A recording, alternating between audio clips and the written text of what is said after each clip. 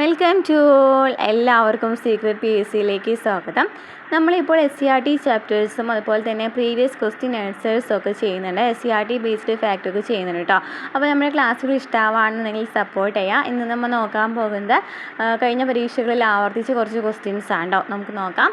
First question: ഒന്നാം ലോക മഹായുദ്ധകാലത്ത് മാരംകുളം എന്ന സ്ഥലത്ത് നിന്ന് കുളത്തൂർ കുന്നിലേക്ക് ഒരു യുദ്ധവിരുദ്ധ ജാഥ നടത്തിയ സാമൂഹ്യ പരിഷ്കർത്താവ് ആരാണ്? ഒന്നാം ലോക മഹായുദ്ധകാലത്ത് മാരംകുളം എന്ന സ്ഥലത്ത് നിന്ന് കുളത്തൂർ കുന്നിലേക്ക് ഒരു യുദ്ധവിരുദ്ധ ജാഥ നടത്തിയ ഒരു സാമൂഹ്യ പരിഷ്കർത്താവ് ഇതിലാരാണെന്നാണ് ചോദിച്ചിരിക്കുന്നത്. ആരാണ്? കുമാരഗുരുദേവൻ. പൊയ്കിൽ യോഹനൻ എന്നറിയപ്പെടുന്ന കുമാരഗുരുദേവനാണ് എന്നാണ് ഒന്നാം ലോക മഹായുദ്ധകാലത്ത് മാരംകുളം എന്ന സ്ഥലത്ത് നിന്ന് കുളത്തൂർ കുന്നിലേക്ക് ഒരു യുദ്ധവിരുദ്ധ ജാഥ നടത്തിയത് സാമൂഹ്യ പരിഷ്കർത്താവ് എന്ന് പറയുന്നത്. നെക്സ്റ്റ് ക്വസ്റ്റ്യൻ: സിവിൽ നിയമലംഘന പ്രസ്ഥാനത്തിന്റെ ഭാഗമായി കേരളത്തിൽ കേളപ്പന്റെ നേതൃത്വത്തിൽ ഉപ്പു സത്യാഗ്രഹം നടന്നത് എവിടെയാണ്? കേളപ്പന്റെ നേതൃത്വത്തിൽ ഉപ്പു സത്യാഗ്രഹം നടന്നത് എവിടെയാണെന്നാണ് ചോദിച്ചിരിക്കുന്നത്. എവിടെയാണ്? പയ്യന്നൂരിലാണ് അല്ലേ? പയ്യന്നൂരിലാണ് കേളപ്പന്റെ നേതൃത്വത്തിൽ ഉപ്പു സത്യാഗ്രഹം നടന്നത്. 1904 അധസ്ഥിതർക്ക് മാത്രമായിട്ട് ഒരു വിദ്യാലയം സ്ഥാപിച്ച സാമൂഹ്യ പരിഷ്കർത്താവ് ആരാണ്? 1904 അധസ്ഥിതർക്ക് മാത്രമായിട്ടൊരു വിദ്യാലയം സ്ഥാപിച്ച സാമൂഹ്യ പരിഷ്കർത്താവ് ഇതിലാരാണ്? അയ്യങ്കാളിയാണ് കേട്ടോ. അയ്യങ്കാളിയാണ്. നെക്സ്റ്റ്: കയ്യൂർ സമരം നടന്ന വർഷം ഏതാണ്? കയ്യൂർ സമരം നടന്ന വർഷം ഏതാണ്? കയ്യൂർ സമരം നടന്നത് ഏത് വർഷമാണ്? 1941 മാർച്ച് 28-നാണ് കേട്ടോ. 1941 മാർച്ച് 28-നാണ് കയ്യൂർ സമരം നടക്കുന്നത്. നെക്സ്റ്റ്: കണ്ണൂരിൽ നിന്ന് മദ്രാസിലേക്ക് പട്ടിണി ജാഥ നടത്തിയത് ആരാണ്? കണ്ണൂരിൽ നിന്നും മദ്രാസിലേക്ക് പട്ടിണി ജാഥ നടത്തിയത് ആരാണ്? AKG ആണല്ലേ. AK ഗോപാലനാണ്. AK ഗോപാലനാണ്. നെക്സ്റ്റ് ക്വസ്റ്റ്യൻ: ഇന്ത്യൻ ഭരണഘടന ഉറപ്പു നൽകുന്ന സ്വാതന്ത്ര്യത്തിനുള്ള അവകാശങ്ങളിൽ ഉൾപ്പെടാത്തത് ഏതാണ്? എപ്പോഴും ചോദിക്കാറുള്ള ക്വസ്റ്റ്യൻ തന്നെയാണ് അല്ലേ. ഇന്ത്യൻ ഭരണഘടന ഉറപ്പു നൽകുന്നത് പെടാത്തത് ഏതാണ്? സ്വത്ത് സമ്പാദിക്കുവാനുള്ള അവകാശം നമ്മൾ മാറ്റിയിട്ടുണ്ടെന്ന് പറഞ്ഞിട്ടുണ്ടായിരുന്നു അല്ലേ. ഏതായിരുന്നു ഭേദഗതി പറഞ്ഞിട്ടുണ്ടായിരുന്നത്? 1978-ലെ 44-ാം ഭേദഗതി. 1978-ലെ 44-ാം ഭേദഗതി പ്രകാരം ഏതിലേക്ക് മാറ്റി? ഈ സ്വത്ത് എന്നുള്ളത് ഏതിലേക്ക് മാറ്റി? പാർട്ട് 12 ആർട്ടിക്കിൾ ഏതാണ്? 300A നിയമ അവകാശമാക്കി മാറ്റിയിട്ടുണ്ടായിരുന്നു. അപ്പോൾ നമുക്കറിയാം, സമ്മേളന സ്വാതന്ത്ര്യം, സംഘടനാ സ്വാതന്ത്ര്യം, സഞ്ചാര സ്വാതന്ത്ര്യം, അഭിപ്രായ സ്വാതന്ത്ര്യം ഒക്കെ എന്താണ്? മൗലിക സ്വാതന്ത്ര്യങ്ങളിൽ വരുന്നവയാണ്. നെക്സ്റ്റ്: ഒരു അന്താരാഷ്ട്ര വേദിയിൽ ഇന്ത്യയുടെ ത്രിവർണ്ണ പതാക ആദ്യമായിട്ട് ഉയർത്തിയത് ആരാണ്? ത്രിവർണ്ണ പതാക ആദ്യമായിട്ട് ഉയർത്തിയത് ആരാണെന്നാണ് ചോദിച്ചിരിക്കുന്നത്. ആരാണ്? മാഡം ഭിക്കാജി കാമയാണ്. മാഡം ഭിക്കാജി കാമയാണ് ആദ്യമായിട്ട് ഉയർത്തിയത്. ദേശീയ മനുഷ്യാവകാശ കമ്മീഷന്റെ ചെയർമാൻ ആരാണ്? ദേശീയ മനുഷ്യാവകാശ കമ്മീഷന്റെ ചെയർമാൻ ആരാണ്? സുപ്രീം കോടതിയിൽ നിന്നും വിരമിച്ച ചീഫ് ജസ്റ്റിസ്. സുപ്രീം കോടതിയിൽ നിന്നും വിരമിച്ച ചീഫ് ജസ്റ്റിസ് ആണ് ദേശീയ മനുഷ്യാവകാശ കമ്മീഷന്റെ ചെയർമാൻ. ഇന്ത്യൻ പൗരന്റെ മൗലിക കടമകളുമായി ബന്ധപ്പെട്ട് താഴെ പറയുന്നവയിൽ ശരിയല്ലാത്തത് കണ്ടെത്തുക. മൗലിക കടമകളിൽ ശരിയല്ലാത്തത് കണ്ടെത്താനാണ് പറഞ്ഞിരിക്കുന്നത്. ശരിയല്ലാത്തത് ഏതാണെന്ന് നോക്കിയൊക്കെ. പൊതുമുതൽ സംരക്ഷിക്കുക എന്ന് പറയുന്നതാണ് ഒരു മൗലിക കടമയാണ്. പരിസ്ഥിതി സംരക്ഷിക്കുക എന്ന് പറയുന്നത് ഒരു മൗലിക കടമയാണ്. പൗരാവകാശങ്ങൾ സംരക്ഷിക്കുക എന്ന് പറയുന്നത് അതിൽ വരുന്നതല്ല. സാംസ്കാരിക പൈതൃകങ്ങൾ സംരക്ഷിക്കുക എന്ന് പറയുന്നത് മൗലിക കടമകളിൽ വരുന്നവയാണ്. അപ്പോൾ വരാത്തത് C ആണല്ലേ. ഇന്ത്യയിലെ ആദ്യത്തെ മുഖ്യ വിവരാവകാശ കമ്മീഷണർ ആരാണ്? നമ്മൾ ഈ കമ്മീഷൻസിനെ കുറിച്ചിട്ടൊക്കെ 9ാം ക്ലാസ്സിൽ SCRT-യിൽ ഒരു ചാപ്റ്റർ ഉണ്ട്. സ്ഥാപനങ്ങളെ കുറിച്ചിട്ടും അതിനെക്കുറിച്ച് ഡീറ്റെയിൽ ആയിട്ട് പറയുന്ന ഒരു ചാപ്റ്ററാണ് നമ്മൾ ചെയ്തിട്ടുണ്ട്. നമ്മുടെ ക്ലാസ്സുകൾ കാണാത്തിട്ടുണ്ടെങ്കിൽ പോയി കണ്ടു നോക്കാം കേട്ടോ. അപ്പോൾ ഇന്ത്യയിലെ ആദ്യത്തെ മുഖ്യ വിവരാവകാശ കമ്മീഷണർ ആരാണെന്നാണ് ചോദിച്ചിരിക്കുന്നത്. ആരാണ്? വജാഹത്ത് ഹബീബുള്ളയാണ്. നെക്സ്റ്റ്: ഇന്ത്യയുടെ ദേശീയ ഗീതമായ വന്ദേ മാതരം ഏത് കൃതിയിൽ നിന്ന് എടുത്തതാണ്? വന്ദേ മാതരം എടുത്ത കൃതി ഏതാണെന്നാണ് ചോദിച്ചിരിക്കുന്നത്. ഏതാണ്? ആനന്ദമഠം. മൗലിക അവകാശങ്ങളിലെ അവസര സമത്വം ഉൾക്കൊള്ളുന്ന ഇന്ത്യൻ ഭരണഘടനയുടെ വകുപ്പ് ഏതാണ്? മൗലിക അവകാശങ്ങളിലെ അവസര സമത്വം ഉൾക്കൊള്ളുന്ന ഇന്ത്യൻ ഭരണഘടനയുടെ വകുപ്പ് ഇതിൽ ഏതാണെന്നാണ് ചോദിച്ചിരിക്കുന്നത്. ഏതാണ്? 16ാം വകുപ്പാണ് കേട്ടോ. 16ാം വകുപ്പിലാണ് അവസര സമത്വത്തെക്കുറിച്ച് പറയുന്നത്. നെക്സ്റ്റ്: അശോക സ്തംഭം ഇന്ത്യയുടെ ദേശീയ ചിഹ്നമായി അംഗീകരിച്ചത് എന്നാണ്? അശോക സ്തംഭം ഇന്ത്യയുടെ ദേശീയ ചിഹ്നമായിട്ട് അംഗീകരിച്ചത് എന്നാണ് അംഗീകരിച്ചത്? 1950 ജനുവരി 26-നാണല്ലേ ദേശീയ ചിഹ്നമായിട്ട് അംഗീകരിക്കുന്നത്. 1950 ജനുവരി 26-നാണ്. നെക്സ്റ്റ് ക്വസ്റ്റ്യൻ: എംബ്ലം അംഗീകരിക്കുന്നത് 1950 ജനുവരി 26-നാണ്. റിപ്പബ്ലിക് ഡേയുടെ സമയത്താണ്. നിലവിൽ വന്ന സമയത്താണ്. ഇന്ത്യയുടെ ദേശീയ ഗാനമായ ജനഗണമന എന്ന് പറയുന്നത് ഏത് ഭാഷയിലാണ്? ജനഗണന എന്ന് പറയുന്നത് ഏത് ഭാഷയിലാണ്? ഏതാണ്? ബംഗാളി ഭാഷയിലാണ് കേട്ടോ. ജനഗണമന ബംഗാളി ഭാഷയിലാണ്. ഇന്ത്യൻ ഭരണഘടനയിലെ മൗലിക അവകാശങ്ങളുമായി ബന്ധപ്പെട്ട പ്രസ്താവനകൾ നൽകിയിരിക്കുന്നത് ഒരു ശരിയായവ കണ്ടെത്താനാണ് പറഞ്ഞിരിക്കുന്നത്. ന്യായവാദാർഹമല്ല എന്ന് പറയുന്നുണ്ട് അല്ലേ? ന്യായവാദാർഹമാണോ? ആണോ? ശരിയായവ കണ്ടെത്താനാണ് ചോദിച്ചിരിക്കുന്നത് കേട്ടോ. ന്യായവാദാർഹമല്ല എന്നാണ് പറഞ്ഞിരിക്കുന്നത്. നമുക്കത് വാദിച്ചെടുക്കാനായിട്ട് പറ്റും. മൗലിക അവകാശങ്ങളൊക്കെ അമേരിക്കൻ ഭരണഘടനയിൽ നിന്നും കടം കൊണ്ടതാണ്. ശരിയാണല്ലേ? മൗലിക അവകാശങ്ങൾ അമേരിക്കൻ ഭരണഘടനയിൽ നിന്നും കടം കൊണ്ടതാണ്. ഭാഗം 4 ഉൾപ്പെടുത്തിയിരിക്കുന്നു. ഭാഗം 4 വരുന്നത് എന്താണ്? കമന്റ് കേട്ടോ. ഭാഗം 4 എന്താണ് വരുന്നതെന്നുള്ളത്. സാംസ്കാരികവും വിദ്യാഭ്യാസപരമായ അവകാശം എന്ന് പറയുന്നത് മൗലിക അവകാശമാണ്. അതും ശരിയാണല്ലേ? സാംസ്കാരികവും വിദ്യാഭ്യാസപരമായ അവകാശം മൗലിക അവകാശമാണെന്ന് നമ്മൾ ആർട്ടിക്കിൾ 29, 30 ഈ ഒരു ഭാഗത്തെക്കുറിച്ച് പറയുന്നത് കേട്ടോ. സാംസ്കാരികവും വിദ്യാഭ്യാസപരമായ അവകാശത്തെക്കുറിച്ച് പറയുന്നത്. നമുക്കറിയാം മൗലിക അവകാശങ്ങൾ പാർട്ട് 3 വരുന്നതെന്നല്ലേ? പാർട്ട് 3 മൗലിക അവകാശങ്ങൾ വരുന്നത് പാർട്ട് 3 അറിയാം. അതുപോലെ തന്നെ എന്തൊക്കെ അറിയാം? 14 മുതൽ 18 വരെ നിയമത്തിന് മുന്നിലുള്ള അവകാശത്തെക്കുറിച്ചിട്ടാണ് പറയുന്നത്. ആർട്ടിക്കിൾ 15 മുതൽ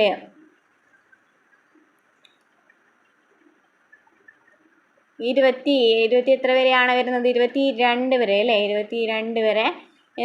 ആർട്ടിക്കിൾ 19 മുതൽ 22 വരെ വരുന്നത് മൗലിക അവകാശങ്ങളെ കുറിച്ചിട്ടാണ്.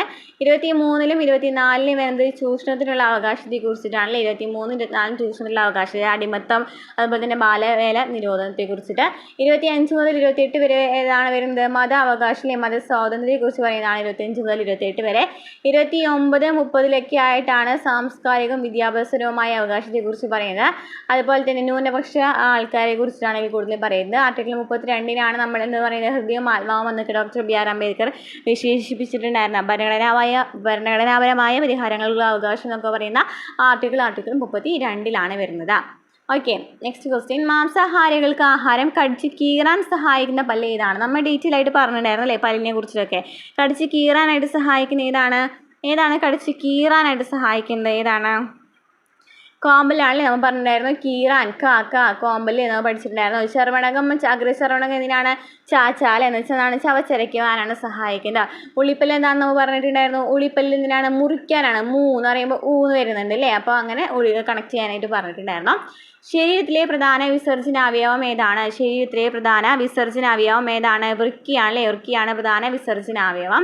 അസ്കോർബിക് അമ്ലം എന്നറിയപ്പെടുന്ന ജീവകം ഏതാണ്? അസ്കോർബിക് ആസിഡ് എന്നറിയപ്പെടുന്ന ജീവകം ഏതാണ്? വൈറ്റമിൻ സി ആണല്ലേ? അസ്കോർബിക് ആസിഡ് എന്നറിയപ്പെടുന്ന ജീവകം. വൈറ്റമിൻസിനെ കുറിച്ചൊക്കെ എല്ലാ ക്വസ്റ്റ്യൻ പേപ്പറിലും കാണുന്നതാണ് കേട്ടോ. നമ്മൾ ഡീറ്റെയിൽ ആയിട്ട് എല്ലാ ക്ലാസ്സിലും പറയുന്നതാണ്. അതുപോലെ തന്നെ ഡീറ്റെയിൽ ആയിട്ട് നമ്മൾ SCRT ചാപ്റ്റർ എടുത്തിട്ടുണ്ട് കേട്ടോ. അപ്പോൾ എന്താണ്? വൈറ്റമിൻ സി അസ്കോർബിക് ആസിഡാന്ന് പറഞ്ഞു. അതുപോലെ തന്നെ വൈറ്റമിൻ സി പഴങ്ങളിലും പച്ചക്കറികളിലും കാണപ്പെടുന്നതാണല്ലേ? അതുപോലെ തന്നെ പിന്നെ എന്തൊക്കെയാണ് നമ്മൾ പറഞ്ഞിട്ടുണ്ടായിരുന്നത് വൈറ്റമിൻ സിനെ കുറിച്ചിട്ട്? ത്വക്ക്, പല്ല്, മോണ, എന്നിവയുടെ ആരോഗ്യത്തിന് സഹായിക്കുന്ന വൈറ്റമിൻ സി ആണ്.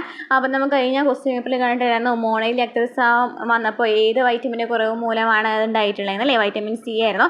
അതുപോലെ തന്നെ ചൂടാക്കുമ്പോൾ വേവിക്കുമ്പോൾ ഒക്കെ നശിക്കുന്ന ഒരു വൈറ്റമിൻ ഏതാണെന്ന് ചോദിക്കുകയാണെന്നുണ്ടെങ്കിൽ ഏതാണ്? വൈറ്റമിൻ സി ആണ്. അതുപോലെ തന്നെ എന്താണ്? വൈറ്റമിൻ എനെ കുറിച്ച് പറയുകയാണെന്നുണ്ടെങ്കിൽ എന്താണ്? വൈറ്റമിൻ എ എന്ന് പറയുന്നത് കണ്ണ്, ത്വക്ക്, മുടി എന്നിവയുടെ ആരോഗ്യത്തിന് സഹായിക്കുന്ന വൈറ്റമിൻ എ ആണ്. വൈറ്റമിൻ എയുടെ അപര്യാപ്ത രോഗമാണ് നിശാന്തത അല്ലേ? കണ്ണിനെ ബാധിക്കുന്ന രോഗമായ നിശാന്തത എന്ന് പറയുന്നത്. അതുപോലെ തന്നെ റെറ്റിനോൾ എന്ന് പറയുന്നതാണല്ലേ അദ്ദേഹത്തിൻ്റെ മെയിനായിട്ടുള്ള ശാസ്ത്രീയ നാമം എന്ന് പറയുന്നത്. ഓക്കെ, ഇനി വൈറ്റമിൻ എ കാണപ്പെടുന്ന എവിടെയാണ്? ഇലക്കറികളിലും അതുപോലെ തന്നെ കൂടുതൽ ചേമ്പില, മുരിങ്ങയില അങ്ങനെ ഇലക്കറികളിലൊക്കെയാണ് കൂടുതലായിട്ട് കാണപ്പെടുന്നത്. കരളിൽ കാണപ്പെടുന്നുണ്ട് അല്ലേ? കരളിൽ കാണപ്പെടുന്നുണ്ട്. ഓക്കെ, വൈറ്റമിൻ കെ രക്തം കട്ട പിടിക്കാൻ സഹായിക്കുന്ന വൈറ്റമിൻ ഏതാണെന്ന് ചോദിക്കാറുണ്ട്. വൈറ്റമിൻ കെ ആണ് രക്തം കട്ട പിടിക്കാൻ സഹായിക്കുന്ന വൈറ്റമിൻ എന്ന് പറയുന്നത്. വൈറ്റമിൻ കെ ആണ്. ഫിലോക്കിനോൺ എന്നാണല്ലേ അതിൻ്റെ ശാസ്ത്രീയ നാമം എന്ന് പറയുന്നത്. വൈറ്റമിൻ കെ കൂടുതലായിട്ട് കാണപ്പെടുന്നതിലാണ് കേബേജ്, ചീര, കോളിഫ്ലവറിലൊക്കെയാണ് ഇത് കൂടുതലായിട്ട് കാണപ്പെടുന്നത്. ഇനി വൈറ്റമിൻ ഇ എവിടെയാണ്? കൂടുതലും നാഡിയുമായി ബന്ധപ്പെട്ടിട്ടുള്ള ഒരു വൈറ്റമിൻ ആണല്ലേ വൈറ്റമിൻ ഇ എന്ന് പറയുന്നത്. അതുപോലെ ചുവന്ന രക്താണുക്കളുടെ ആരോഗ്യത്തിനും നാഡിയുടെയും ചുവന്ന രക്താണുക്കളെയും ആരോഗ്യത്തിന് സഹായിക്കുന്നതാണ് വൈറ്റമിൻ ഇ എന്ന് പറയുന്നത്. അതുപോലെ തന്നെ വൈറ്റമിൻ ഇ വന്ധ്യത എന്ന് പറയുന്ന ചികിത്സയ്ക്ക് സഹായിക്കുന്ന ഈ വൈറ്റമിൻ ഇയുടെ കുറവ് മൂലം എന്നൊക്കെ നമ്മൾ പറഞ്ഞിട്ടുണ്ടായിരുന്നു. അതുപോലെ തന്നെ എന്താ നമ്മൾ പറഞ്ഞിട്ടുണ്ടായിരുന്നത്? ആൻറ്റി സെർലിറ്റി വൈറ്റമിൻ എന്നൊക്കെ അറിയപ്പെടുന്ന വൈറ്റമിൻ ഇ ആണോ. അതുപോലെ തന്നെ എന്താ പറഞ്ഞത്? വൈറ്റമിനെ കുറിച്ചിട്ട് വൈറ്റമിൻ എന്ന് പറയുന്നത് വൈറ്റമിൻ നമുക്കറിയാലേ നമ്മൾ ത്വക്ക് ആരോഗ്യത്തിന് സഹായിക്കുന്നുണ്ട്. വൈറ്റമിൻ ഇ ക്യാപ്സുലൊക്കെ ഇട്ട് നമ്മൾ ഓരോന്നും മുഖത്ത് തേക്കാനായിട്ട് ഉണ്ടാക്കാറുണ്ട്. അപ്പോൾ വൈറ്റമിൻ ഇ എന്ന് പറയുന്നത് ആ ഒരു ക്യാപ്സുലൊക്കെ ഇതിന് സഹായിക്കുന്നുണ്ട്. അപ്പോൾ വൈറ്റമിൻ ഇ അങ്ങനെ നമ്മളെ ചർമ്മരക്ഷയ്ക്ക് സഹായിക്കുന്നുണ്ട് എന്ന് പറയുന്നുണ്ട് വൈറ്റമിൻ ഇ എന്ന് പറയുന്നത്. ഓക്കെ,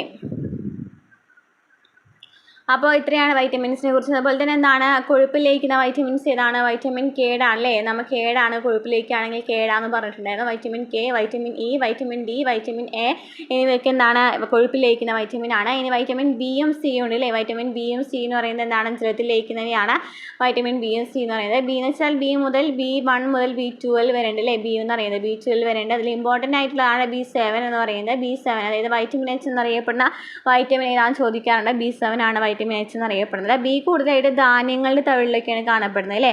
ധാന്യങ്ങളിലൊക്കെ കാണപ്പെടുന്നത് എന്താണ് ഈ വൈറ്റമിൻ ബി ആണ്, വൈറ്റമിൻ ബി ആണ്. അതുപോലെ തന്നെ പിന്നെ എന്താണ് ചോദിക്കാറ് വൈറ്റമിൻ സി. വൈറ്റമിൻ സി എന്ന് വെച്ചാൽ എന്താണ് നാം പറഞ്ഞു അസ്കോർബിക് ആസിഡ് ആണല്ലേ വൈറ്റമിൻ സി. വൈറ്റമിൻ സി അതായത് അസ്കോർബിക് ആസിഡ് കാണപ്പെടുന്നത് ഏതാണെന്ന് പറഞ്ഞു വൈറ്റമിൻ സി ആണെന്ന് പറഞ്ഞു. അതിൻ്റെ ശാസ്ത്രീയ നാമം ചോദിക്കുകയാണെന്നുണ്ടെങ്കിലും അസ്കോർബിക് ആസിഡ് തന്നെയായിരുന്നു. പിന്നെ എന്താണ് പറഞ്ഞത് വൈറ്റമിൻ സിനെ കുറിച്ച് നമ്മൾ പഠിച്ചല്ലോ. ഇനി നെക്സ്റ്റ് ക്വസ്റ്റ്യൻ, കേരളത്തിലെ നഗരങ്ങളിലെ ചേരിയിൽ താമസിക്കുന്നവരുടെ സംരക്ഷണത്തിന് ആരോഗ്യവകുപ്പ് ആവിഷ്കരിച്ച പദ്ധതി ഏതാണ്? നഗരങ്ങളിലെ ചേരിയിൽ താമസിക്കുന്നവരുടെ സംരക്ഷണത്തിനായിട്ടാണ് ആരോഗ്യവകുപ്പ് ആവിഷ്കരിച്ച പദ്ധതിയാണ് ചോദിച്ചിരിക്കുന്നത്. ഏതാണ്? ഉഷസാണ്. ഉഷസാണ്. നെക്സ്റ്റ്, തൊണ്ടമുള്ളിന് കാരണമായ രോഗാണു ഏതാണ്? ഡിഫ്തീരിയയ്ക്ക് കാരണമായ രോഗാണു ഏതാണ്? ബാക്ടീരിയ ആണല്ലേ. ബാക്ടീരിയ ആണ് തൊണ്ടമുള്ളിന് കാരണമായ രോഗമാണെന്ന് പറയുന്നത്. ഓക്കെ, വില്ലൻ ചുമ അതുപോലെ തന്നെ എന്തൊക്കെയാണ് പ്ലേഗ്, ന്യൂമോണിയ എന്നിവയൊക്കെ എന്താണ് ഈ ബാക്ടീരിയ മൂലമുണ്ടാകുന്ന രോഗങ്ങളാണല്ലേ. നെക്സ്റ്റ് ക്വസ്റ്റ്യൻ, താഴെ തന്നിരിക്കുന്നവയിൽ സങ്കര ഇനം പച്ചമുളക് ഏതാണ്? പച്ചമുളകാണ് ചോദിച്ചിരിക്കുന്നത്. ഉജ്ജ്വലയാണ്. നമ്മൾ കഴിഞ്ഞ CRTയിൽ പറഞ്ഞിട്ടുണ്ടായിരുന്നല്ലേ സങ്കര ഇനം പച്ചമുളക് ഉജ്ജ്വലയാണ്. ചണച്ചെടിയുടെ ഏത് ഭാഗത്തു നിന്നാണ് ചണനാരുകൾ ലഭിക്കുന്നത്? ചണനാരുകൾ ലഭിക്കുന്നത് എവിടെ നിന്നാണ്? തണ്ടിൽ നിന്നാണ് അല്ലേ. നെക്സ്റ്റ്, കേരളത്തിലെ ആദ്യത്തെ റിസർവ് വനം ഏതാണ്? കേരളത്തിലെ ആദ്യത്തെ റിസർവ് വനം ഏതാണ്? റിസർവ് വനം കോന്നിയാണ് കേരളത്തിലെ തന്നെ ആദ്യത്തെ റിസർവ് വനം. ഇന്ത്യൻ പരിസ്ഥിതി ശാസ്ത്രത്തിൻ്റെ മാതാവ് എന്നറിയപ്പെടുന്നത് ആരാണ്? പരിസ്ഥിതി ശാസ്ത്രത്തിൻ്റെ മാതാവാണ് ചോദിച്ചിരിക്കുന്നത്. പരിസ്ഥിതി ശാസ്ത്രത്തിൻ്റെ മാതാവ് ആരാണ്? മേധാ പട്കർ ആണ് പരിസ്ഥിതി ശാസ്ത്രത്തിൻ്റെ മാതാവ്. ഹരിതഗ്രഹ വാതകങ്ങളിൽ ഏറ്റവും പ്രധാനപ്പെട്ട വാതകം ഏതാണ്? ഏറ്റവും പ്രധാനപ്പെട്ട വാതകമാണ് ചോദിച്ചിരിക്കുന്നത്. ഏറ്റവും പ്രധാനപ്പെട്ട വാതകം ഏതാണ്? കാർബൺ ഡൈ ഓക്സൈഡ് ആണ്. ഹരിതഗ്രഹ വാതകങ്ങളിൽ പ്രധാനപ്പെട്ട വാതകം എന്ന് പറയുന്നത് കാർബൺ ഡൈ ഓക്സൈഡ് ആണ്. നെക്സ്റ്റ് ക്വസ്റ്റ്യൻ, ഐസ് നിർമ്മിക്കുമ്പോൾ വേഗത്തിൽ ഘനീഭവിക്കുന്നതിനും താഴ്ന്ന താപനില ലഭിക്കുന്നതിനും വേണ്ടി ചേർക്കുന്നത് എന്താണ്? ഐസ് നിർമ്മിക്കുകയാണെന്നുണ്ടെങ്കിൽ വേഗത്തിൽ ഘനീഭവിക്കുവാനും താഴ്ന്ന താപനില ലഭിക്കുന്നതിനും വേണ്ടി ചേർക്കുന്നത് ഇതിലേതാണെന്നാണ് ചോദിച്ചിരിക്കുന്നത്. ഏതാണ്? അമോണിയം ക്ലോറൈഡ് ആണ്. അമോണിയം ക്ലോറൈഡ് ആണ്. മനുഷ്യ ശരീരത്തിലെ ആഹാരം ഏത് വാതകവുമായി പ്രവർത്തിച്ചിട്ടാണ് ഊർജ്ജം ഉണ്ടാകുന്നത്? ആഹാരം ഏത് വാതകവുമായിട്ട് പ്രവർത്തിച്ചിട്ടായിരിക്കണം? ഓക്സിജൻ അല്ലേ. ഓക്സിജനുമായി പ്രവർത്തിച്ചാണ് ഊർജ്ജം ഉണ്ടാകുന്നത്. ഒരു പദാർത്ഥത്തിൻ്റെ എല്ലാ ഗുണങ്ങളും നിലനിർത്തുന്ന അതിൻ്റെ ഏറ്റവും ചെറിയ കണികയാണ് ഏതാണ് ഏറ്റവും ചെറിയ കണിക? തന്മാത്രയാണ്. ഒരു പദാർത്ഥത്തിൻ്റെ എല്ലാ ഗുണങ്ങളും നിലനിർത്തുന്ന അതിൻ്റെ ഏറ്റവും ചെറിയ കണികയാണ് തന്മാത്ര. നെക്സ്റ്റ് ക്വസ്റ്റ്യൻ, തെളിഞ്ഞ ചുണ്ണാമ്പ് വെള്ളത്തിലേക്ക് കാർബൺ ഡൈ ഓക്സൈഡ് വാതകം കടത്തിവിടുമ്പോൾ ഉണ്ടാകുന്നത് ഇമ്പോർട്ടൻ്റ് ആണ് ചോദിക്കാറുണ്ട്. തെളിഞ്ഞ ചുണ്ണാമ്പ് വെള്ളത്തിലേക്ക് കാർബൺ ഡൈ ഓക്സൈഡ് വാതകം കടത്തിവിടുമ്പോൾ ഉണ്ടാകുന്നത് ഇതിലേതാണ്? കാൽസ്യം കാർബണേറ്റ് ആണ്. കാൽസ്യം കാർബണേറ്റ് ആണ് ഉണ്ടാകുന്നത്. കാൽസ്യം കാർബണേറ്റ് ആണ് തെളിഞ്ഞ ചുണ്ണാമ്പ് വെള്ളത്തിലേക്ക് കാർബൺ ഡൈ ഓക്സൈഡ് വാതകം കടത്തിവിടുമ്പോൾ ഉണ്ടാകുന്നത്. ചുവടെ കൊടുത്തിരിക്കുന്ന മൂലകങ്ങളിൽ ധാന്യകത്തിലും മാംസ്യത്തിലും പൊതുവായിട്ട് അടങ്ങിയിട്ടുള്ളത് ഏതാണ്? ധാന്യകത്തിലും മാംസത്തിലും പൊതുവായിട്ട് അടങ്ങിയിട്ടുള്ളത് ഏതാണ്? നമ്മൾ ധാന്യകവും മാംസമൊക്കെ വൈറ്റമിൻ്റെ ക്ലാസ്സിൽ തന്നെ പറഞ്ഞിട്ടുണ്ടായിരുന്നു അല്ലേ. അപ്പോൾ ഈ ധാന്യകത്തിലും മാംസത്തിലും നമ്മൾ പറഞ്ഞിട്ടുണ്ടായിരുന്നു കാർബണും ഹൈഡ്രജനും പൊതുവായിട്ട് അടങ്ങിയിട്ടുള്ള മൂലകങ്ങളാണെന്ന് പറഞ്ഞിട്ടുണ്ടായിരുന്നു. കാർബണും ഹൈഡ്രജനും ഓക്സിജനും പറഞ്ഞിട്ടുണ്ടായിരുന്നു. നൈട്രജൻ മാത്രമാണ് നമ്മൾ മാംസത്തിൽ കൂടുതലായിട്ട് പറഞ്ഞത്. നൈട്രജൻ സൾഫറിൽ നൈട്രജൻ സൾഫറാണ് മാംസത്തിൽ കൂടുതലായിട്ട് പറഞ്ഞിട്ടുണ്ടായിരുന്നത്. അപ്പോൾ അതിലേതാണ് ഒന്നും രണ്ടും ശരിയാണല്ലേ. ഹൈഡ്രജനും കാർബണാണ്. പ്രാഥമിക വർണ്ണങ്ങളായ പച്ചയും ചുവപ്പും ചേർന്നാൽ കിട്ടുന്ന നിറം ഏതാണ്? പ്രാഥമിക വർണ്ണങ്ങളായ പച്ചയും ചുവപ്പും ചേർന്നാൽ കിട്ടുന്ന നിറം ഏതാണെന്നാണ് ചോദിച്ചിരിക്കുന്നത്. ഏതാണ്? ഇതിനൊരു കോഡ് ഉണ്ടല്ലേ, നമ്മൾ RGB എന്ന് പറയും. RGB എന്ന് പറയുന്നത് നമ്മളിങ്ങനെ ഒരു ട്രയാങ്കിൾ ഫോമിൽ ഏതാണെന്നുണ്ടെങ്കിൽ ഇതിൻ്റെ ഓപ്പോസിറ്റ് വരുന്നത് YCN ആണ്. അപ്പോൾ അതിൽ നമുക്ക് പച്ചയും ചുവപ്പാണ് ചോദിച്ചിരിക്കുന്നത്. അപ്പോൾ ആറും G അല്ലേ. ആറും ജിയും കൂടി വരുമ്പോൾ എന്താണ് വരിക? യെല്ലോ ആണ് വരാമെന്ന് നമുക്ക് മനസ്സിലായി. അപ്പോൾ അതിൻ്റെ ആൻസർ ഏതാണ് വരുന്നത്? ആൻസർ ഏതാണ് വരുന്നത്? മഞ്ഞാണ് കേട്ടോ, മഞ്ഞാണ് ആൻസർ വരുന്നത്. ഓക്കെ, നെക്സ്റ്റ് താഴെ തന്നിരിക്കുന്നതിൽ സമ്പർക്ക ബലം ഏതാണ്? സമ്പർക്കമായിട്ട് കൂടുതലായിട്ട് വരുന്ന ബലം ഏതാണെന്നാണ് ചോദിച്ചിരിക്കുന്നത്. ഏതാണ്? ഘർഷണ ബലമാണ്. സൂര്യനോട് ഏറ്റവും അടുത്ത് സ്ഥിതി ചെയ്യുന്ന ഗ്രഹം ഏതാണ്? സൂര്യനോട് ഏറ്റവും അടുത്ത് സ്ഥിതി ചെയ്യുന്ന ഗ്രഹം ഏതാണ്? ബുധനാണല്ലേ, ബുധനാണ് സൂര്യനോട് ഏറ്റവും അടുത്ത് സ്ഥിതി ചെയ്യുന്നത്. ബുധൻ, ശുക്രൻ, ഭൂമി, ചൊവ്വ, വ്യാഴം, ശനി, യുറാനസ്, നെപ്റ്റ്യൂൺ, അങ്ങനെയാണല്ലേ വരുന്നത്. ബുധൻ, ശുക്രൻ, ഭൂമി, ചൊവ്വ, വ്യാഴം, ശനി, യുറാനസ്, നെപ്റ്റ്യൂൺ. അപ്പോൾ ബുധനാണ് ഏറ്റവും കൂടുതൽ അടുത്ത് സ്ഥിതി ചെയ്യുന്നത്. മാധ്യമത്തിന് സഹായമില്ലാതെ തന്നെ താപം പ്രേഷണം ചെയ്യപ്പെടുന്ന രീതി ഇതിൽ ഏതാണെന്നാണ് ചോദിച്ചിരിക്കുന്നത്. മാധ്യമത്തിന് സഹായമില്ലാതെ പ്രേഷണം ചെയ്യപ്പെടുന്ന വികിരണമാണ്. ചാലനം നമ്മൾ പറഞ്ഞു, ഖരവസ്തുക്കളിൽ ഉണ്ടാകുന്ന താപപ്രേഷണമാണ് ചാലനം. സംവഹനം എന്ന് വെച്ചാൽ എന്താണ്? ദ്രാവകങ്ങളിലും വാതകങ്ങളിലും കാണപ്പെടുന്ന ഇതാണല്ലേ സംവഹനം എന്ന് പറയുന്നത്. വികിരണം എന്ന് വെച്ചാൽ ഒരു മാധ്യമത്തിന് ആവശ്യമില്ല. നെക്സ്റ്റ്, ഡാഷ് വസ്തുവിൻ്റെ ഭാരം 0 ആയിരിക്കും. എവിടെ എത്തുമ്പോഴാണ് വസ്തുവിൻ്റെ ഭാരം 0 ആയിരിക്കുന്നത് എന്നാണ് ചോദിച്ചിരിക്കുന്നത്. എവിടെ എത്തുമ്പോഴാണ്? ഭൂമിയുടെ കേന്ദ്ര ഭാഗത്തെത്തുമ്പോഴാണ് ഒരു വസ്തുവിൻ്റെ ഭാരം എന്ന് പറയുന്നത് 0 ആയിരിക്കുന്നത്. അപ്പോൾ ഇത്രയാണ് ഇന്നത്തെ ക്ലാസ്സിൽ നമ്മൾ ഉൾക്കൊള്ളിച്ചിരിക്കുന്നത് കേട്ടോ. നമ്മുടെ ക്ലാസ്സുകൾ ഇഷ്ടമാണെങ്കിൽ സപ്പോർട്ട് ചെയ്യാം. അടുത്ത ക്ലാസ്സുമായിട്ട് വീണ്ടും കാണാം.